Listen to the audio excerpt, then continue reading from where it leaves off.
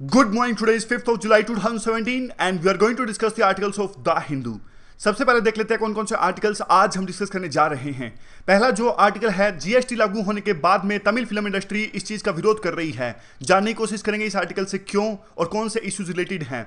नीचे का जो आर्टिकल है वो चाइना की बॉन्ड मार्केट से रिलेटेड है। चाइना ने अपनी बॉन्ड मार्केट को लिबराइज कर दिया है, तो सारे के सारे जो पॉइंट्स हैं वो चाइना की बॉन्ड मार्केट से रिलेटेड हैं, हमारे एग्जाम के लिए इंपॉर्टेंट नहीं है, तो इस आर्टिकल को हम नहीं डिस्कस करेंगे। बीच का जो आर्टिकल है, काफी सारे ऐसे पॉइंट्स हैं जो सरकार को क्रिटिसाइज कर रहे हैं, तो दो तीन ऐसे पॉइंट्स को हम एक्सट्रैक्ट करेंगे जिन्हें हम यूज कर सकते हैं अपने आंसर्स के अंदर में। नीचे का आर्टिकल काफी अच्छा आर्टिकल है इंडिया और ईरान रिलेशंस के ऊपर में, और फोकस किया जा रहा है इंडिया और ईरान के जो रिलेशंस हैं, इकोनॉमिक कोऑपरेशन किस प्रकार से हो रहा है उस पर फोकस किया जा रहा है। और यहां पे साइड में जो आर्टिकल है, ये आज चीफ इलेक्शन कमिश्नर के डॉक्टर नजीम जैदी के साथ में इंटरव्यू प्रकाशित हुआ है, तो काफी सारे ऐसे पॉइंट्स हैं जिनको हम यूज कर सकते हैं अगर क्वेश्चन आता है इलेक्ट्रल रिफॉर्म्स पे या फिर इलेक्ट्रल इश्यूज पे, तो इस आर्टिकल में हम इंपॉर्टेंट पॉइंट्स को निकाल लेंगे। यहां पे साइड में जो आर्टिकल है वो हैंडलूम सेक्टर पे है, इसे भी हम डिस्कस करेंगे और ये आर्टिकल इंपॉर्टेंट नहीं है। इसके अलावा आज कई सारे दूसरे न्यूज़पेपर्स में इंडिया और इजराइल रिलेशंस पे आर्टिकल आए हैं, तो दो तीन ऐसे आर्टिकल्स को कंबाइन करके हम डिटेल से इंडिया और इजराइल के रिलेशंस डिस्कस करेंगे। चलिए स्टार्ट करते हैं। सबसे पहले देखिए, तमिलनाडु फिल्म इंडस्ट्री विरोध कर रही है। जीएसटी लागू होने के बाद में 100 रुपए की ऊपर की जो टिकट है 28% जीएसटी टैक्स देना पड़ेगा, लेकिन इतना ही नहीं, उसके अलावा 30% जो एंटरटेनमेंट टैक्स भी देना पड़ेगा, जो कि लोकल बॉडीज लगा रही हैं। ये टैक्स 30% एंटरटेनमेंट टैक्स, दो टैक्स तो हो गए, 28% जीएसटी और उसके पास में 30% एंटरटेनमेंट टैक्स जो लोकल बॉडीज लगा रही हैं। लेकिन उसके बाद में तमिलनाडु गवर्नमेंट ने क्या किया, एक लिमिट रख दी 120 रुपए, यानी जो पीवीआर ओनर्स या फिर सिनेमा हॉल ओनर्स हैं वो किसी भी फिल्म को देखने के लिए 120 रुपए से ज़्यादा नहीं ले सकते। तो कैप कर दिया, लिमिट लगा दी कि कोई भी टिकट है वो 120 से ज़्यादा महंगी नहीं हो सकती। तो इस चीज़ का विरोध कर रही है पूरी की पूरी तमिलनाडु की जो फिल्म इंडस्ट्री है वो। तमिलनाडु फिल्म इंडस्ट्री का कहना है कि देखिए, इससे ज़्यादा पैसे तो पॉपकॉर्न बेच के कमाए जा सकते हैं। दो जो टैक्स होते हैं वो होते हैं, एक प्रोग्रेसिव टैक्स। प्रोग्रेसिव टैक्स वो होता है कि जैसे जैसे टैक्स बढ़ता है तो ज़्यादा होता जाता है। जैसे हमारे इंडिया में जो है वो प्रोग्रेसिव टैक्स है। एग्जांपल के तौर पे देखिए, जिसकी इनकम 3 लाख से 5 लाख के बीच में है, मान लीजिए एग्जांपल के तौर पे, तो उसको देना पड़ेगा 5% टैक्स। और उसके बाद में 5 लाख से 10 लाख के बीच में है, उसको देना पड़ेगा 20% टैक्स। और उसके बाद में 10 लाख से ऊपर है, उसको देना पड़ेगा 30% टैक्स। तो कहने का मतलब क्या है, जैसे जैसे जिसकी इनकम ज़्यादा हो रही है टैक्स बढ़ता जा रहा है, तो ये होता है प्रोग्रेसिव टैक्स।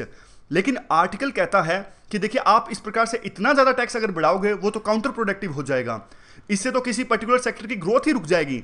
अगर मूवीज पे इतना ज़्यादा टैक्स लगेगा तो इसका मतलब तो साफ साफ ये है कि आप मूवीज इंडस्ट्री है तमिलनाडु के अंदर में, तमिल फिल्म इंडस्ट्री को खत्म करना चाहते हो।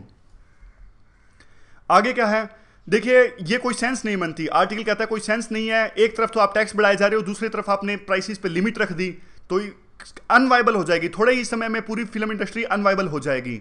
ठीक है, आप टैक्स बढ़ा लीजिए, कम से कम लिमिट मत रखिए।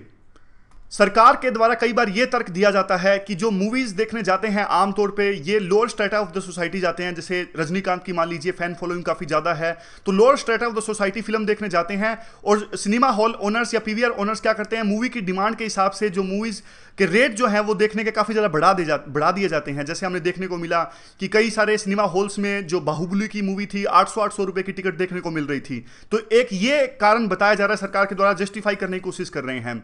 लेकिन देखिए, और भी काफ़ी सारे ऐसे इश्यूज हैं जिस प्रकार से जो मूवीज़ की इंडस्ट्री है, फिल्म इंडस्ट्री में पॉलिटिकल मैनिपुलेशन इसका हो रहा है।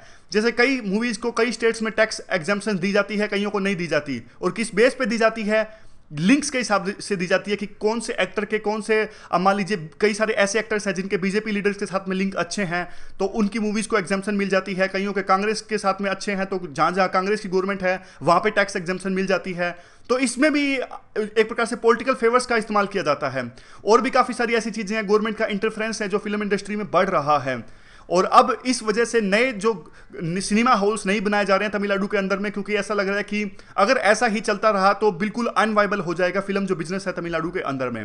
वे फॉरवर्ड क्या है, जीएसटी को तो देखिए अभी बदला नहीं जा सकता क्योंकि नेशनली डिसाइडेड है, जीएसटी काउंसिल ने रेट्स डिसाइड किए हैं।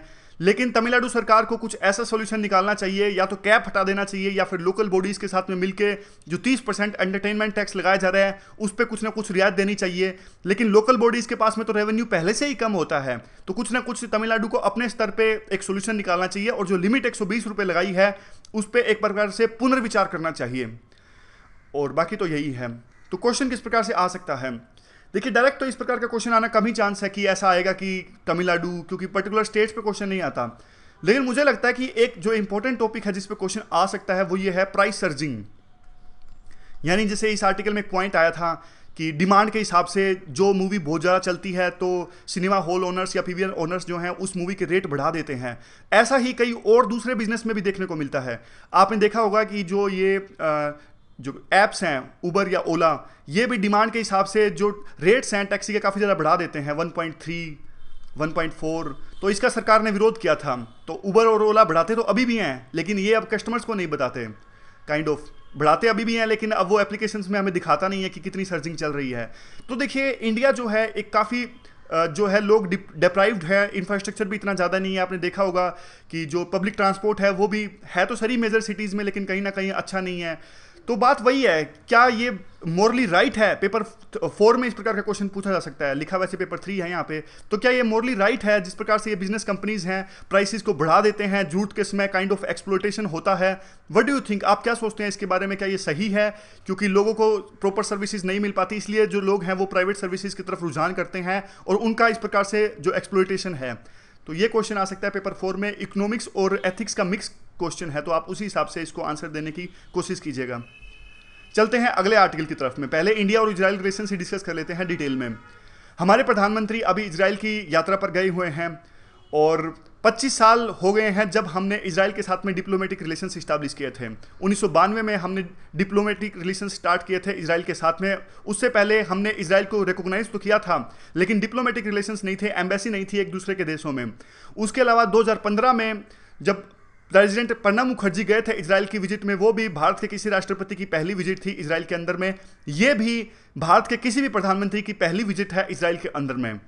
और एक और जो इंपॉर्टेंट बात है इस विजिट से रिलेटेड वो ये है, पहले जब भी भारत के कोई प्रधानमंत्री मिलते थे, इजराइल के राष्ट्रपति थे, वो साथ साथ पैलेस्टीन के जो प्रेसिडेंट हैं उनसे भी मिलते थे।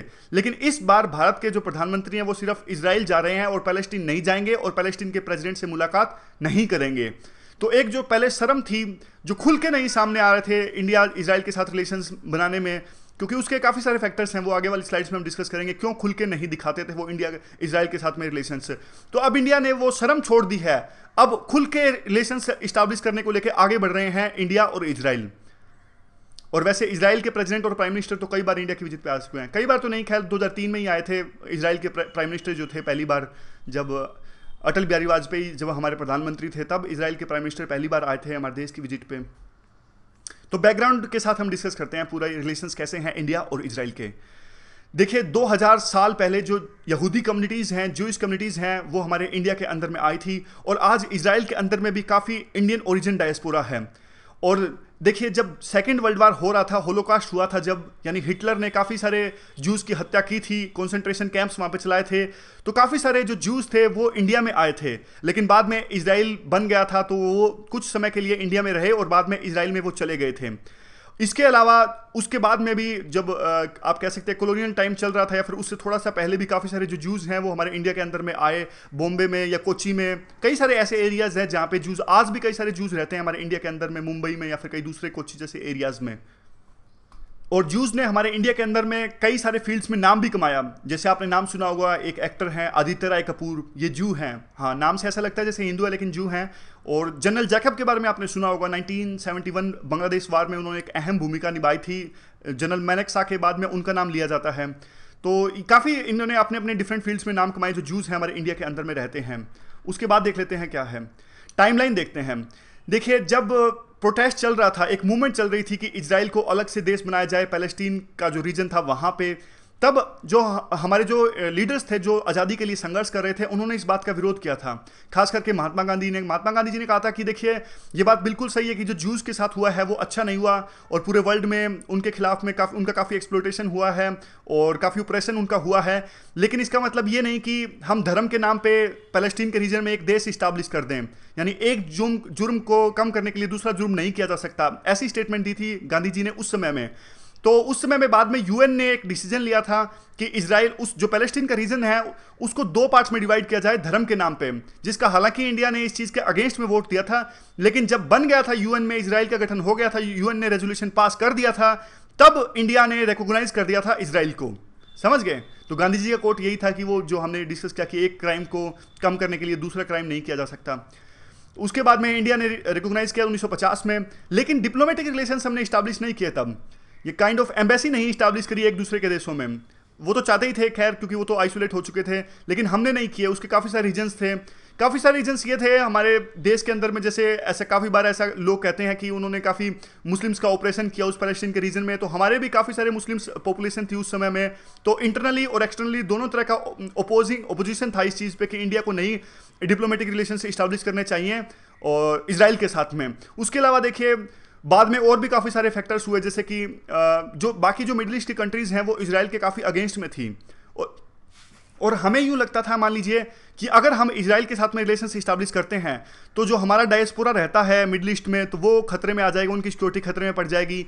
या फिर एनर्जी के लिए हम काफ़ी डिपेंडेंट हैं मिडिल ईस्ट पे, और मिडिल ईस्ट के जो कंट्रीज़ हैं उनके रिलेशन बिल्कुल भी अच्छे नहीं है इजराइल के साथ में, तो काइंड ऑफ हमारे को एनर्जी वो सप्लाई नहीं करेंगे। तो ये 3-4 जो फैक्टर्स हैं, इसकी वजह से हमने डिप्लोमेटिक रिलेशन इस्टेब्लिश नहीं किए थे 1992 तक, और बाद में 1992 में किए थे। तो आज़ादी के बाद में नहीं किए थे। उसके बाद में क्या हुआ, सुएज कैनल क्राइसिस हुए।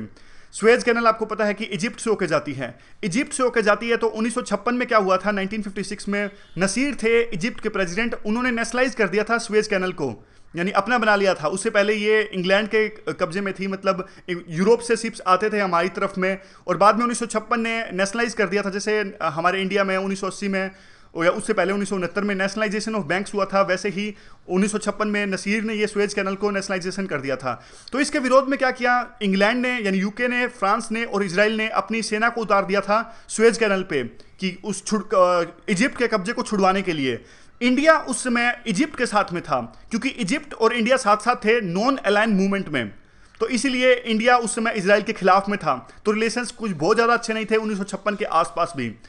और उसके बाद में कैसे रिलेशंस अच्छे होने स्टार्ट हुए, धीरे धीरे डायस्पोरा था वो फॉर्म लेने लगा, और 1992 में रिलेशंस अच्छे होने स्टार्ट हुए। देखिए और भी काफ़ी सारी ऐसे पॉइंट्स हैं जो कहा जाता है, जैसे धीरे धीरे इजराइल ने हमारी हेल्प करनी स्टार्ट करी। ऐसा कहा जाता है कि जैसे अनऑफिशियली कि 1971 के बांग्लादेश वार में इजराइल ने हमारी सहायता करी। और भी काफ़ी सारी ऐसी स्टोरीज विकीपीडिया पे आप देख लीजिए, देखने को मिलती है।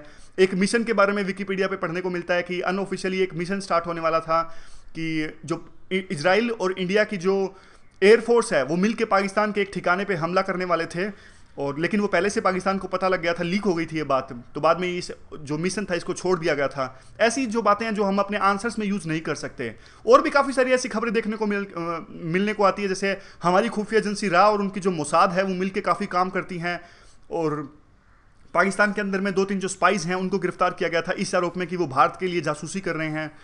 तो और आगे डिस्कस कर लेते हैं कि कैसे रिलेशंस आगे 1992 के बाद में क्या किस प्रकार से शेप लिया। 1992 में जो ट्रेड था वो सिर्फ $200 मिलियन के आसपास था, लेकिन बाद में धीरे धीरे आज बात करें तो 4 से 5 बिलियन डॉलर्स के आसपास हमारा ट्रेड हो गया है।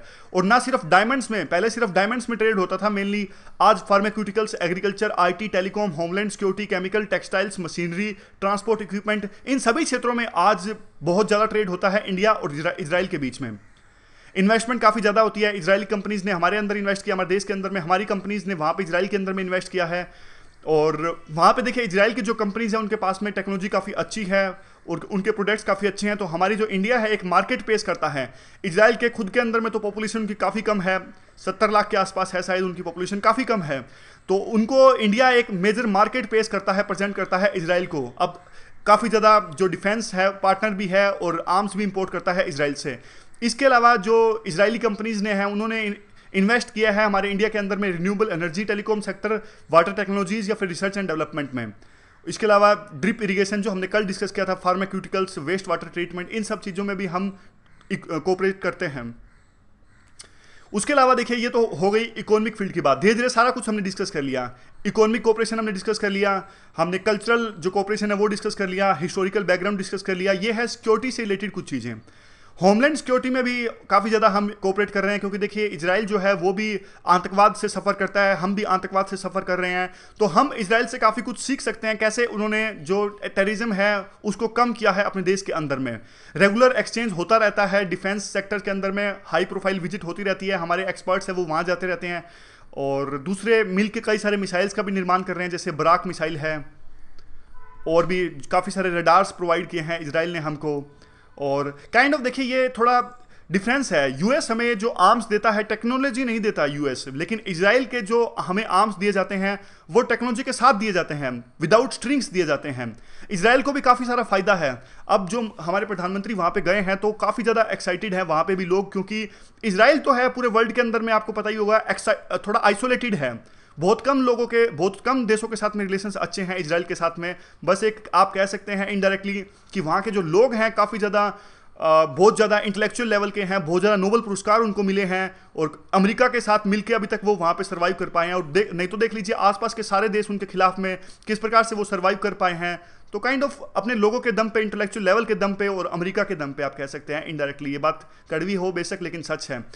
अब देखिए इजराइल जो है रिलायबल पार्टनर है हमारा, मतलब यूएस चाहे साथ दे ना दे, अगर कल को अनफॉर्चुनेटली अगर कोई वार होता है, वैसे जिसके चांसेस बिल्कुल कम है पाकिस्तान के साथ या चाइना के साथ में, यूएस का तो भरोसा नहीं वो हमारा साथ देगा या नहीं देगा, लेकिन इजराइल को आप कह सकते हो कि रिलायबल पार्टनर है। थोड़ा कुछ कंसर्न्स भी हैं। कंसर्न्स किस प्रकार से हैं?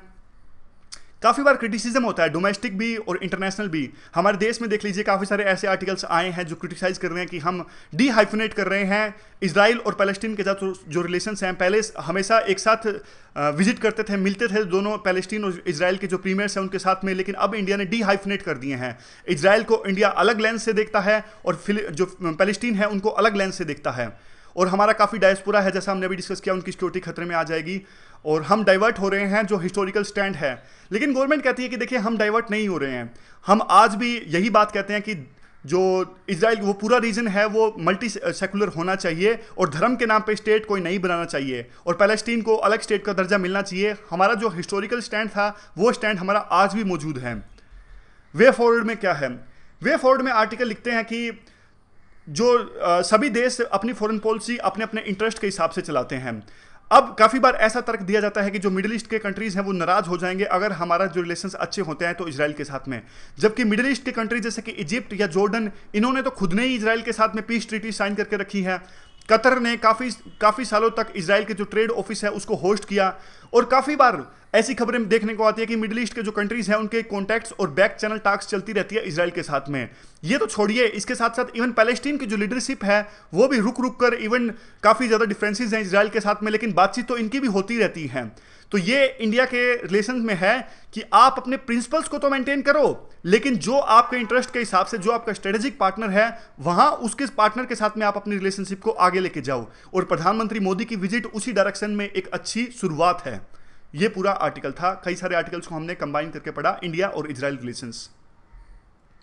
क्या यूटिलिटी है?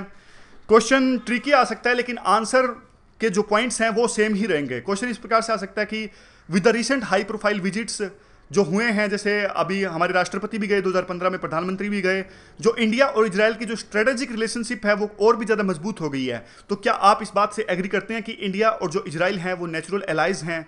तो आपको इसका आंसर देना है। पॉइंट्स वही रहेंगे, थोड़ा बहुत आप एक पैराग्राफ हिस्ट्री बताओगे, ये सब मत बताना जो हिस्टोरिकल बैकग्राउंड हमने डिस्कस किया, क्योंकि मेन जो क्वेश्चन फोकस कर रहा है वो नेचुरल एलाई पे कर रहा है, ना कि हिस्टोरिकल बैकग्राउंड पे। कई बार क्या होता है कि कई बार स्टूडेंट्स इस प्रकार की गलती कर देते हैं, जैसे क्वेश्चन आता है, क्वेश्चन रिसेंट का होता है, करंट अफेयर बेस्ड होता है, लेकिन 2-3 पैराग्राफ भर देते हैं कि बैकग्राउंड पे ही, हिस्टोरिकल कंटेक्स्ट डिस्कस करने पे। तो हिस्टोरिकल कंटेक्स्ट पे इतना ज़्यादा फोकस हमें नहीं करना चाहिए जीएस के क्वेश्चंस में। पॉलिटिकल साइंस के, इंटरनेशनल रिलेशन के क्वेश्चन में तो अलग बात है।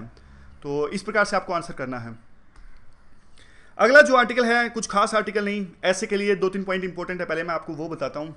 आर्टिकल शुरुआत करता है इस प्रकार से कि आज़ादी के समय में, जब आज़ादी का संघर्ष चल रहा था, उस समय में एक व्यक्ति जिसका नाम था दादा भाई नौरोजी, इन्होंने एक पैम्पलेट या एक बुक लिखी जिसका नाम था poverty and un British rule in India. ये पैम्पलेट बता रहा था कि इस प्रकार से जो ब्रिटेन है, यूके है, हमारी इकोनॉमी को एक्सप्लॉइट कर रहा है। किस प्रकार से, जैसे आपने पढ़ा होगा विपिन चंद्रा में 2-3 जो एग्जाम्पल दिए जाते हैं, जैसे ब्रिटेन का भारतीय इकोनॉमी को एक्सप्लॉइट करना एग्जाम्पल दिया जाता था। जैसे आमतौर पे जब पानी है उस इवापोरेशन होकर बाद में बारिश होती है, लेकिन यूके का हमारी इकोनॉमी को एक्सप्लॉइट करना इस समान था कि जो इवापोरेशन हो रही है वो तो इंडिया से हो रही है, लेकिन जो बारिश हो रही है वो ब्रिटेन के अंदर में हो रही है। यानी चलाया जा रहा है इंडिया की इकोनॉमी को, लेकिन उसका फायदा हो रहा है ब्रिटेन के अंदर में। एक और भी एग्जांपल दिया जाता है, जैसे इस प्रकार से ब्रिटेन के द्वारा काफ़ी बार तर्क दिया जाता था कि हम इंडिया के अंदर में डेवलपमेंट लाने की कोशिश कर रहे हैं, रेलवे स्टैब्लिश कर रहे हैं, जो इन्वेस्टमेंट ला रहे हैं। उस बात पे जो इंडियन थिंकर्स थे उस समय पे वो कहते थे कि ये तो उसी समान है कि जैसे कोई पर्सन किसी दूसरे पर्सन की वाइफ को सजा रहा हो, समझ गए, तो उसी समान है। तो आर्टिकल इस प्रकार से हम अपने ऐसे को स्टार्ट कर सकते हैं। जैसे इन्होंने बाद में ये कहा है कि जिस प्रकार से दादा भाई नौरोजी ने उजागर किया था जो ब्रिटिश जो इंपीरियलिज्म है उसको उजागर किया था, और किस प्रकार से वो हमारी इकोनॉमी को एक्सप्लॉइट कर रहा है, वो उजागर किया था।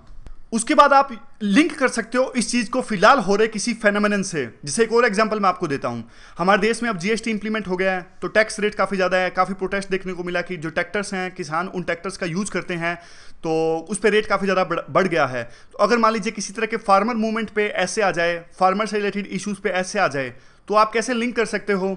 लिंक आप ऐसे कर सकते हो कि जैसे बात 1915 की है, 1915 नहीं 1917 में, बात 1917 की है, जब गांधी जी ने एक मूवमेंट स्टार्ट की थी, सत्याग्रह किया था चंपारण में। विरोध क्या था? किसानों पे टैक्स लगाया जा रहा था, जो 3 कथिया सिस्टम था इंडिगो से रिलेटेड। पर्टिकुलरली आप इस पे मत जाइएगा चंपारण के फैक्ट्स पे, कहने का मतलब है कि मेंस पे ध्यान दीजिएगा कि लिंक करना है हमको। आज़ादी के समय जो बड़ी मूवमेंट्स थी उनको लिंक कर सकते हैं हम फिलहाल में जो फेनोमेनन चल रहे हैं उनसे, तो इंट्रोडक्शन एक अच्छा हो जाता है।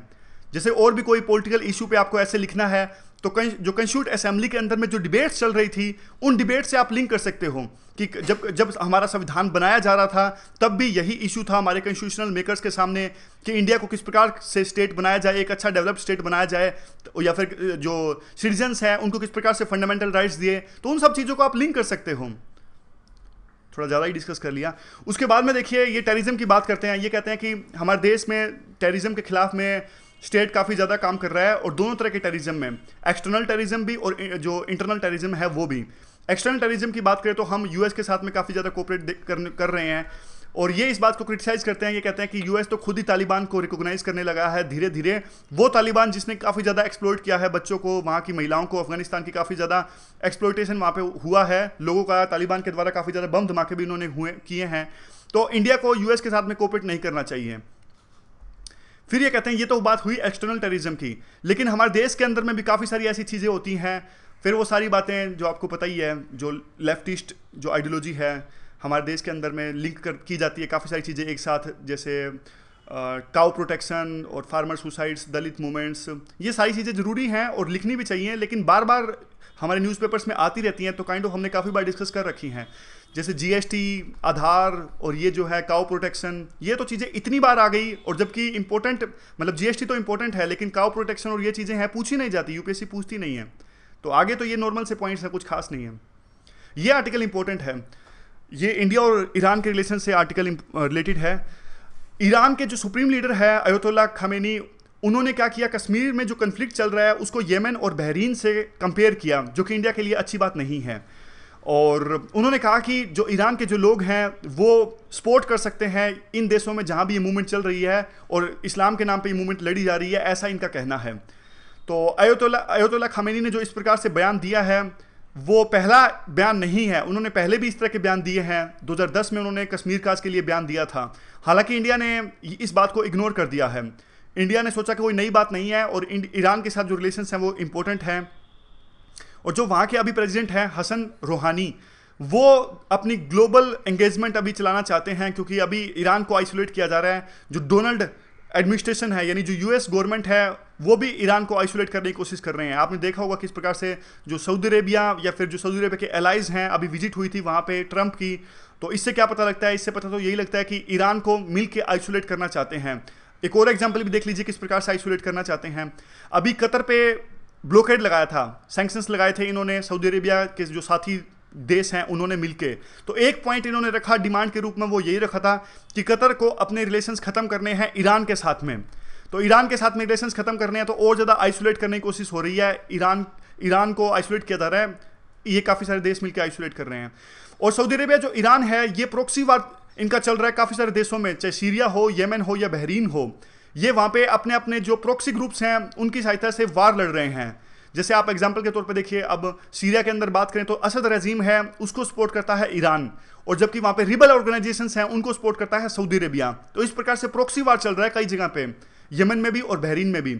जब से ये इस्लामिक रेवोल्यूशन आई है 1979 में, रियाद और जो तेहरान है, मतलब ईरान और सऊदी अरेबिया है, एक पावर की लड़ाई लड़ रहे हैं इस पूरे रीजन के अंदर में, और अपने अपने इंटरेस्ट को बढ़ावा देना चाहते हैं। नाम लेते हैं धर्म का, नाम लेते हैं शिया और सुन्नी का, जबकि असल मकसद है वो यही है कि जो दोनों देश हैं लीडरशिप इस्टेब्लिश करना चाहते हैं इस पूरे देश में। अब 7 जून को अटैक हुआ था ईरान की पार्लियामेंट में। ईरान ने आरोप लगाया कि ये अटैक जो है वो सऊदी अरेबिया ने करवाया है, और इस प्रकार की जो स्टेटमेंट है ईरान के सुप्रीम लीडर खामेनी की, वो कहीं ना कहीं इंडिया को याद भी दिलाना चाहती है कि इंडिया के जो रिलेशन है वो लगातार बढ़ रहे हैं सऊदी अरेबिया के साथ में और यूएई के साथ में। तो इंडिया को एक रिमाइंडर दिया जा रहा है कि आप ईरान को आइसोलेट नहीं कर सकते और इग्नोर नहीं कर सकते, ऐसा सिग्नल दिया जा रहा है इंडिया को। और उसके बाद में क्या है, कश्मीर इशू, ये तो हमने अभी डिस्कस किया कि कुछ भी नया नहीं है और पहले भी सपोर्ट करते रहते हैं। यानी खामेनी ने पहले भी कश्मीर के इशू पे आवाज़ उठाई है, और इंडिया ने बार बार इस चीज़ का विरोध किया कि ईरान को इंटरफेयर नहीं करना चाहिए इंडिया के इंटरनल मैटर में। इसके अलावा जो ईरान है वो पाकिस्तान को भी सपोर्ट करता है। जो ये ऑर्गेनाइजेशन ऑफ इस्लामिक कोऑपरेशन है, इस ऑर्गेनाइजेशन में काफ़ी सारे ऐसे मुस्लिम कंट्रीज़ हैं इंक्लूडिंग ईरान जो पाकिस्तान को सपोर्ट करते हैं। ये भी एक मेजर रीज़न था। अभी हमने डिस्कस किया ना इंडिया और इजराइल को जो रिलेशंस डिस्कस किए, हुआ क्या था, इंडिया को ऐसा लगता था कि जैसे हमने अभी डिस्कस किया कि 1960s के आसपास है कि इंडिया अगर इजराइल के साथ रिलेशंस अच्छा करेंगे तो हमारे जो रिलेशंस हैं वो ख़राब हो जाएंगे मिडिल ईस्ट की कंट्रीज़ के साथ में, और हमें OIC में स्थान नहीं मिलेगा। हमारे अंदर में आपको पता होगा कि 3rd लार्जेस्ट मुस्लिम पॉपुलेशन हमारे देश में, लेकिन फिर भी हमें मेंबरशिप नहीं दी गई है जो ये ऑर्गेनाइजेशन है OIC, organisation of Islamic cooperation. जब भी इंडिया को जरूरत पड़ी, चाहे वो 1971 का वार हो या फिर 1965 का वार हो या 1999 की लड़ाई हो, ऑलमोस्ट जो सभी कंट्रीज़ हैं या एज ए वॉल ऑर्गेनाइजेशन इस ऑर्गेनाइजेशन ने पाकिस्तान को सपोर्ट किया है। इसीलिए जो इंडिया है वो काफ़ी करीब आ गया इजराइल के, क्योंकि इजराइल ने उम्मीद से भी बढ़ के साथ दिया था इंडिया का 1971 वार में, और दूसरी जगह पे कारगिल वार में भी उन्होंने साथ दिया था। अब आर्टिकल क्या कहता है, आर्टिकल कहता है कि देखिए ये बात तो बिल्कुल ठीक है, चलो कोई बात नहीं, आप ध्यान नहीं दे रहे, इग्नोर कर रहे हो जो खामेनी की जो स्टेटमेंट है, लेकिन जो इकोनॉमिक टाइज हैं वो काफ़ी ज़्यादा गिर गए हैं पिछले कुछ सालों की बात करें तो। जैसे कि एग्जांपल दिया जाता है फरजाद बी जो ऑफशोर फील्ड है, यहाँ पे जो ऑफशोर फील्ड है ये ईरान ने प्लान किया था, ये इंडिया की जो कंपनी है ONGC विदेश, इसको दिया जाना था, लेकिन काफ़ी डिले कर रहा है। और अभी तो ऐसी भी खबरें देखने को मिल रही है, सुनने को आ रही हैं कि ईरान ने जो ये ऑफशोर फील्ड है जिसका नाम है फरजाद बी, ये रशिया की किसी कंपनी को दे दिया है। तो काइंड ऑफ इससे इंडिया ने इस पे भी कंसर्न जताया कि आपने डिले किया और अब आपने ये जो इसका टेंडर जो है वो रशिया को दे दिया है। छबार पोर्ट की बात होती है, काफ़ी मुश्किलात के बाद छबार पोर्ट बनाया गया, और ईरान इस पे कंसर्न रेज करता है कि काफ़ी डिले कर रहा है और जल्दी से इंडिया इसको बना नहीं रहा है। फिर ईरान ने धमकी दी कि हमको कि अगर इंडिया ये पोर्ट बनाता है तो भी सिर्फ एक्सक्लूसिव इंडिया के लिए नहीं होगा, इवन पाकिस्तान और चाइना भी इसे यूज कर सकते हैं छबार पोर्ट को। तो सोच के देखिए फिर फायदा ही क्या इस चीज़ का। ग्वादार पोर्ट को काउंटर करने के लिए तो हम छबार पोर्ट बना रहे हैं, जब चाइना और पाकिस्तान भी इसे यूज कर लेंगे तो फिर इंडिया का क्या फायदा हुआ इस चीज़ से। तो यहाँ पे भी काफ़ी टेंशन्स हैं रिलेशंस के बीच में। टेंशन्स तो नहीं कह सकते, कंसर्न्स हैं काफ़ी ज़्यादा कि जो पहले स्ट्रेंथ थी रिलेशनशिप में वो स्ट्रेंथ डाइल्यूट हो गई है काइंड ऑफ। तो आर्टिकल यही सजेस्ट करता है कि देखिए रूहानी गवर्नमेंट है, उसको सोचना चाहिए जो इरिटेंट्स हैं इतने सारे, इनको रिमूव करने के बारे में कि इनको जल्द से जल्द रिजोल्व किया जाए। और भी काफ़ी सारे ऐसे मुद्दे हैं जिन पे कोऑपरेट कर सकते हैं इंडिया और ईरान मिलके, जैसे अफगानिस्तान की स्टेबिलिटी को लेके या फिर अफगानिस्तान के फ्यूचर के लेके इंडिया और ईरान काफ़ी अच्छे से कोऑपरेट कर सकते हैं। यूटिलिटी क्या है, सिंपल सा क्वेश्चन आ सकता है पेपर 2 में कि क्रिटिकली एनालाइज करना है इंडिया और ईरान के रिलेशंस को, और स्पेशल फोकस आपको देना है इकोनॉमिक्स कोऑपरेशन के ऊपर में, इकोनॉमिक कोऑपरेशन आएगा। चलिए अगला आर्टिकल हम डिस्कस कर लेते हैं। अगला आर्टिकल देखिए, जो चीफ इलेक्शन कमिश्नर हैं उनके साथ में ये इंटरव्यू है और 4 या 5 इंपॉर्टेंट पॉइंट्स हैं, उनको हम डिस्कस करते हैं। सबसे पहला जो इंपॉर्टेंट पॉइंट है वो सीलिंग है। देखिए अभी बजट में क्या किया सरकार ने, इनकम टैक्स में अमेंडमेंट की और ये कहा कि 2000 से ऊपर पहले जो भी चंदा देना है पॉलिटिकल पार्टीज को वो ट्रैकेबल होगा, उसकी पूरी डिटेल्स हैं वो अपने इनकम टैक्स रिटर्न्स में फाइल करने पड़ेंगे, दिखाना पड़ेगा। उससे पहले जो लिमिट थी वो 20,000 थी, यानी 20,000 से ऊपर जो भी चंदा दिया जाता था किसी भी पर्सन के द्वारा पॉलिटिकल पार्टी को, तो वो दिखाया जाता था इनकम टैक्स रिटर्न्स में। अब ये लिमिट सरकार ने कम कर दी है, 20,000 से कम करके 2,000 कर दी है। लेकिन सरकार ने एक चीज़ गलती कर दी, सरकार ने सिर्फ इनकम टैक्स में जो अमेंडमेंट एक्ट है वहाँ ये चेंज किया, लेकिन जो पीपल्स रिप्रेजेंटेशन एक्ट 1951 है वहाँ पे सरकार ये चेंज नहीं लेके आई। तो यही कंसर्न्स बता रहे हैं जो chief election commissioner doctor Nazim Zaidi हैं ये कहते हैं कि सरकार को अब उसमें भी चेंज लाना चाहिए। दूसरा, इलेक्ट्रोल बॉन्ड की बात करें तो इलेक्ट्रोल बॉन्ड में भी ये कंसर्न कह रहे हैं कि इलेक्ट्रोल बॉन्ड सरकार लाई तो सही मकसद से है, इंटेंशंस तो सरकार की यही है, सही है, लेकिन इससे क्या होगा, ट्रांसपेरेंसी जो अभी थोड़ी बहुत है वो भी ट्रांसपेरेंसी खत्म हो जाएगी। पता नहीं लगेगा कौन किसको चंदा दे रहा है। इलेक्ट्रोल बॉन्ड से तो कोई भी एनोनिमस चंदा किसी भी पॉलिटिकल पार्टी को दे सकता है, और जो इनकम टैक्स रिटर्न्स हैं वहां भी वह प्रदर्शित नहीं होगा। सिर्फ ये होगा कि इतना अमाउंट के इलेक्ट्रोल बॉन्ड खरीद लिए, लेकिन किसको दिए, कौन सी पार्टी को वो चंदा दिया, वो सब चीजें नहीं आएंगी।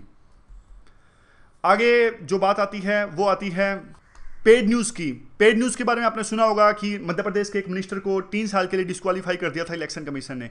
तो पेड न्यूज़ के बारे में ये बोलते हैं कि बहुत सारा ब्लैक मनी यूज़ होता है पेड न्यूज़ के अंदर में, काफ़ी एथिकल इशू भी है, जिस प्रकार से जो जर्नलिस्ट हैं वो अलाउ करते हैं पेड न्यूज़ को, और एक ये अनइक्वल प्लेइंग फील्ड प्रोवाइड करता है। जो लोग जिनके पास में आज ब्लैक मनी इकट्ठा है वो उस पैसे का यूज करते हैं पेड न्यूज़ को देने में, लेकिन जिन लोगों के पास में पैसा नहीं है, जो कंपटीटर्स हैं, जो दूसरे कैंडिडेट सिलेक्शन लड़ रहे हैं, उनके पास में पैसा नहीं है, तो फिर एक प्रकार से अनइक्वल प्लेइंग फील्ड है। उनके पास में, जिनके पास में पैसा है, काफ़ी एडवांटेज होता है पेड न्यूज़ का।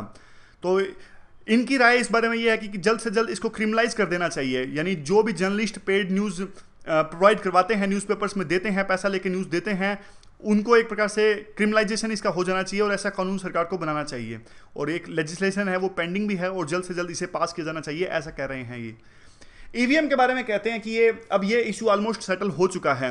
ये कहते हैं कि हमने एक चैलेंज दिया, ओपन चैलेंज की, आप आइए और ईवीएम को हैक करके दिखाइए, लेकिन कोई भी पॉलिटिकल पार्टी ईवीएम को हैक नहीं कर सकी। इवन उसके बाद में कहते हैं कि हम ये भी कहते हैं कि अगर आपको शक है कि किसी प्रकार की टेम्परिंग हुई है तो आप सबूत ला के दिखाइए, और कोई पॉलिटिकल पार्टी सबूत ला के नहीं दिखा सकी। फिर ये कहते हैं कि फिर भी पूरी तरह से डाउट्स को रिमूव करने के लिए 100% ऑडिट ट्रेल होगा अगले इलेक्शंस में 2019 के, ऐसा हमारा टारगेट है। और यानी सभी के सभी जो ईवीएम्स हैं वहाँ पे वी जो पैट मशीन्स हैं उनको यूज किया जाएगा, voter verified paper audit trails को यूज किया जाएगा, और भी ज़्यादा इफेक्टिव स्ट्रेटजी अपनाई जा रही है अवेयरनेस फैलाने के लिए वीवीपैट के बारे में। कौन कौन से चैलेंजेस हैं, उससे पहले ये स्टेट फंडिंग के बारे में भी कुछ कहते हैं। स्टेट फंडिंग के बारे में ये कहते हैं कि कई बार ऐसा कहा जाता है कि जो इलेक्शंस में स्पेंडिंग होती है उसको कम करने के लिए स्टेट फंडिंग ऑफ इलेक्शंस होना चाहिए। तो ये कहते हैं कि देखिए, बेशक हो कैसे भी हो, फंडिंग ऑफ इलेक्शंस हो, अगर कोई एक्ट इस प्रकार का पास किया जाता है पार्लियामेंट के द्वारा, तो हम तो उस प्रकार से ही इलेक्शंस करवाने में सक्षम हैं।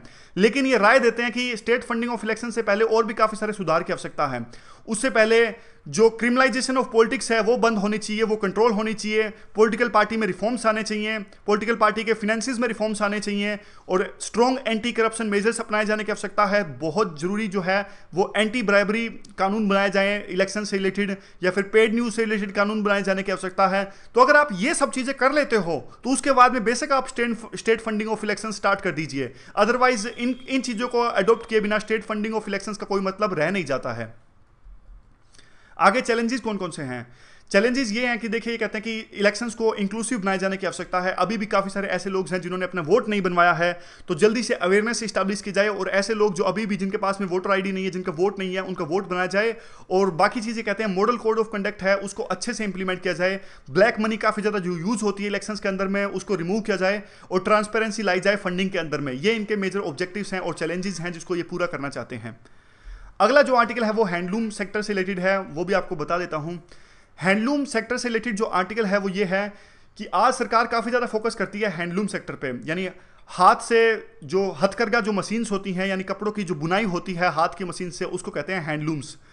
ये कहते हैं कि सरकार 2-3 चीज़ें कह के उस हैंडलूम सेक्टर को बढ़ावा देना चाहती है। एक तो सरकार कहती है कि ये हमारे कल्चर से जुड़ा है, लेकिन बहुत सारे ऐसे सेक्शंस हैं जिनकी आइडेंटिटी नहीं जुड़ी है हैंडलूम सेक्टर से, इसलिए इस बात से बहुत ज़्यादा एडवांटेज नहीं मिलता सरकार के इस कैंपेन से। दूसरी बात, कई बार ये कहा जाती है सरकार के द्वारा कि हैंडलूम सेक्टर जो है उससे क्या होता है, ज़्यादा बारीकी आती है जो कपड़े के अंदर में, और ज़्यादा अच्छी कढ़ाई होती है।